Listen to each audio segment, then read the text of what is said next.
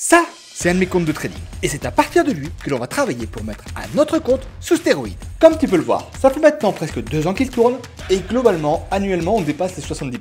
Là, clairement, on est largement au-dessus de ce qui se trouve dans le commerce. Bah finalement, c'est un compte qui est assez tranquille. Le drawdown est assez maîtrisé tout le long. On a un rendement mensuel qui se promène entre 3 et 5% en fonction des périodes. Et les seules complications qu'il a rencontrées, c'est dernièrement, notamment à cause des élections américaines. Donc forcément, ça a fait un peu de vague, mais ça s'est plutôt pas si mal passé que ça. Et maintenant, si on regarde ce compte à la loupe, parce qu'après tout, il va nous servir de base pour la suite de notre expérience, si on prend le temps de l'analyser de plus près, on va se rendre compte qu'en réalité, il est composé non pas d'un robot qui fait un rendement, mais de plusieurs petits robots qui ont chacun un risque assez limité et qui mènent donc à ces performances-là. On va y retrouver donc ici un robot qui va s'appeler le REB-EMA, là un robot qui va être sur le RSI, un robot qui va être sur des bougies et ainsi de suite. Et si on regarde au niveau des paramètres, il y a pas mal de choses qui ont été prises en compte pour justement limiter le risque. Mais maintenant, qu'est-ce qui pourrait se passer si jamais on venait à faire sauter toutes les sécurités pour faire en sorte d'avoir quelque chose qui soit beaucoup plus dynamique et qui puisse bouger beaucoup plus fort? Là, dans cette vidéo, ça va être ça notre objectif. Ça va être de transformer ce compte qui pour moi représente très clairement une voiture qui a pour objectif de ne pas dépasser la limitation de vitesse en une Formule 1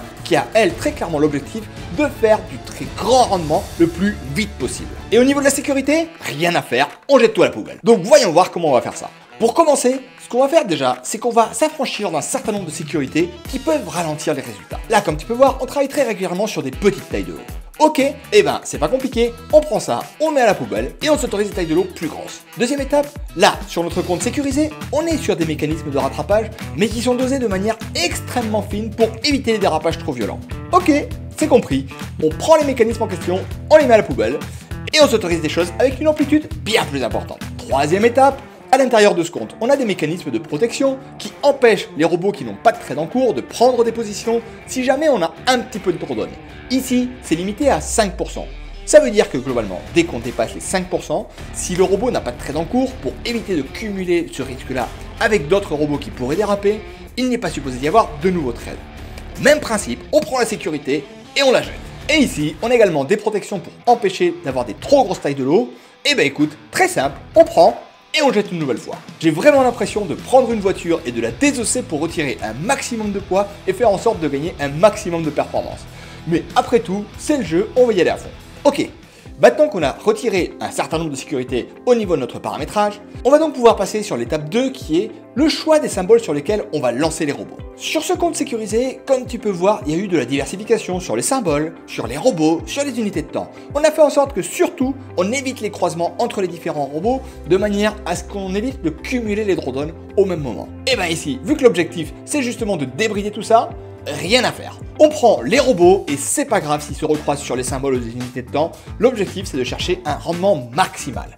Donc ici, on prend les fichiers qu'on a fait et on s'autorisera à recroiser plusieurs fois les robots et les symboles si les rendements sont plus intéressants.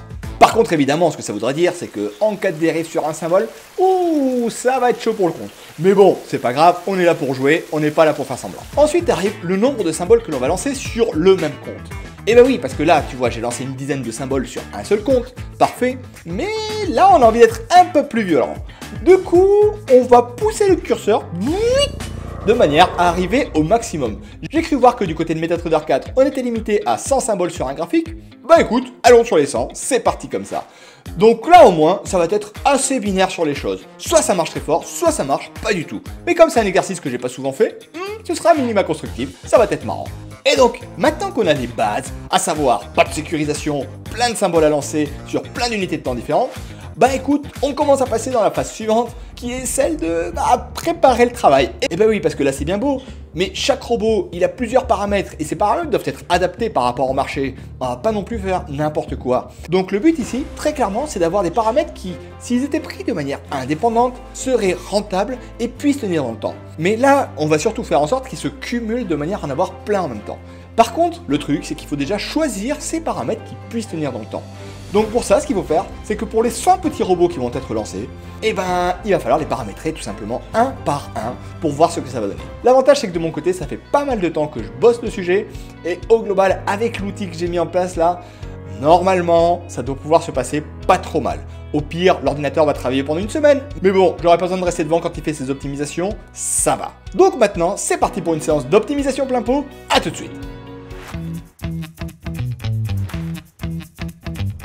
Ok, maintenant après une semaine de travail, nous voilà avec nos 100 robots qui sont prêts. Il y en a même 101, c'est pas grave. Au niveau des robots, j'ai un peu de tout. J'ai les robots que j'utilise habituellement, j'ai même mis le Candlelight qui est celui qui est offert dans le pack pour se lancer, donc n'hésite pas à faire un coup d'œil, c'est un robot qui fonctionne super bien. Et j'ai rajouté le petit Dark Venus, c'est un robot qui me tient à cœur, ça fait longtemps que je l'avais pas utilisé, je me suis dit, allez, après tout, pourquoi pas. On y va. Donc là, j'ai fait un paramétrage sur plusieurs années consécutives pour m'assurer que chaque passage puisse indépendamment bien tenir dans le temps. Et maintenant, on les charge sur un graphique, et quand on charge tout ça sur un seul compte, voilà la tête que ça a. Très clairement, au niveau du courtier, ça va chauffer, il va y avoir des mouvements. Mais c'est pas grave, c'est pas pour rien que ce sont les robots qui vont commencer à gérer tout ça. Maintenant, il ne reste plus qu'à lancer. Mais avant de lancer, on va ouvrir les paris. De mon côté, là, je me dis que c'est quand même beaucoup de monde en même temps, plutôt agressif. Il y a moyen que les choses dérapent assez rapidement et qu'en gros on plante le compte. Mais la possibilité, c'est que le compte, au contraire, il explose tout et que tout se passe très très bien pendant un minimum un certain temps et donc qu'on arrive à avoir de très bons rendements. Et toi, à première vue comme ça, qu'est-ce que tu parierais? Eh ben, tu sais quoi? On va lancer la fusée et voir si c'est un décollage réussi ou si elle explose en vol. 3, 2, 1, c'est parti! Donc là, au niveau du décollage, tout semble fonctionner. Les robots sont lancés, les sécurités ont été retirées comme il faut, chacun est paramétré de manière correcte. En gros, il n'y a plus qu'à attendre et voir comment ça se passe. On fait une pause et on se retrouve dans un mois. Nous voilà un mois plus tard. Je m'étais mis sur un courtier qui apparemment, il a limité la durée de vie des comptes de démo à un mois. Donc on n'aura qu'un seul mois pour travailler, mais bon, ce sera déjà une bonne base de travail. Maintenant, regardons au niveau historique déjà. Il y a donc eu 826 trades sur un mois en entier, soit 20 jours de trading à peu près. Ça fait une quarantaine d'ordres par jour, et là je ne te parle pas des modifications qu'il y a eu au niveau des ordres ou quoi que ce soit. Donc déjà, on a quand même eu une certaine activité. Au niveau des symboles, on voit qu'il y a un peu de tout, du yen, du dollar canadien, du dollar australien. Ok, pourquoi pas. Et donc au niveau des trades, il reste des trades ouverts qui n'auront pas le temps de se fermer, tant pis. Et donc maintenant, on passe à la partie qui nous intéresse, à savoir le bilan global. Et donc voilà le résultat que l'on a pour un mois.